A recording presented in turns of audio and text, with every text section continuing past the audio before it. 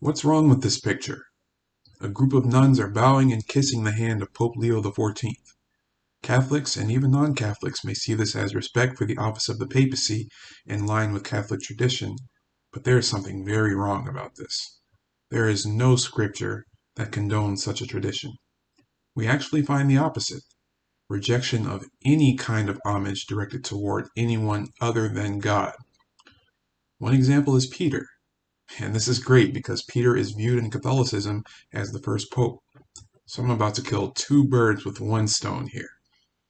Acts 10:25 and 26. Peter is meeting Cornelius in Caesarea.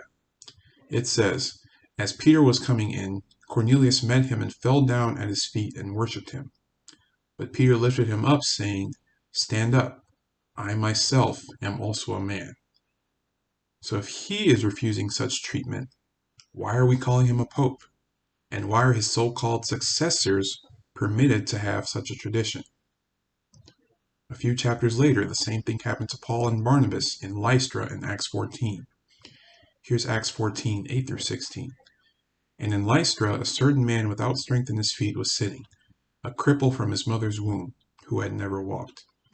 This man heard Paul speaking. Paul, observing him intently and seeing that he had faith to be healed, said with a loud voice, stand up straight on your feet. And he leaped and walked. Now when the people saw what Paul had done, they raised their voices, saying in the Lycaonian language, the gods have come down to us in the likeness of men. And Barnabas they called Zeus, and Paul Hermes, because he was the chief speaker. Then the priest of Zeus, whose temple was in front of their city, brought oxen and garlands to the gates, intending to sacrifice with the multitudes. But when the apostles Barnabas and Paul heard this, they tore their clothes and ran in among the multitude, crying out and saying, men, why are you doing these things? We also are men with the same nature as you, and preach to you that you should turn from these useless things to the living God, who made the heaven, the earth, the sea, and all things that are in them, who in bygone generations allowed all nations to walk in their own ways.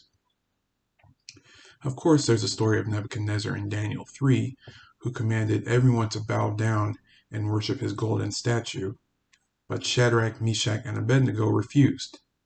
They knew the connection between bowing and worship and chose to serve only God. Even the mighty angel in Revelation 19:10 stopped John from doing this. And I fell at his feet to worship him. But he said to me, see that you do not do that. I am your fellow servant and of your brethren who have the testimony of Jesus. Worship God, for the testimony of Jesus is the spirit of prophecy. So if a heavenly being is refusing to be bowed down to, why are we bowing to earthly sinful beings? Catholics may claim that gestures like this are not worship, but how can you say that about a man who has historically claimed to be the vicar or representative of Christ? This is reinforced with what they call the pontifical hymn. This is the song that is played to mark the presence of the Pope. One of the lyrics says, to you we come, angelic pastor. In you we see the gentle Redeemer. How can bowing down and kissing the hand of a person you're calling gentle Redeemer, angelic pastor, representative of Christ, not be considered worship? If that's not enough, look up the word proskynesis. Here's what Wikipedia says about proskynesis. Proskynesis was a solemn gesture of respect towards gods and people in many societies. Among the Persians, it referred to a man prostrating himself and kissing the land or the limbs of a respected person. It was also one of the religious rites among both Greeks and Romans. In Byzantine society, that's the early Roman Empire, it was a common gesture of supplication or reverence. The physical act ranged from full-fledged prostration or alternatively genuflection, a bow or a simple greeting that concretized the relative positions of performer and beneficiary within a hierarchical order.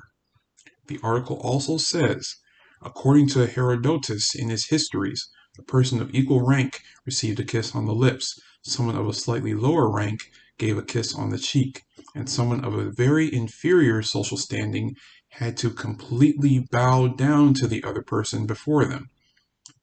So that's an average human being interacting with someone deifying themselves as a god. The article also says, and hear me clearly, with the conversion of Constantine to Christianity, it, proskynesis, became part of an elaborate ritual, making the emperor vice-regent of God on earth. Showing respect for the Pope is one thing. Showing homage and reverence is another thing. It's in no way biblical. God says, "Thou shalt have no other gods before me." And when Satan tried to tempt Jesus in the wilderness, asking him to fall down and worship him, catch that, Jesus said to him, "Away with you, Satan, for it is written, you shall worship the Lord your God, and him only you shall serve." Following man-made traditions is a dangerous thing. What was wrong with this picture? Worship is being brought to someone other than Christ. The Pope is not higher than God. The Pope is not even equal to God. Worship God and worship him only.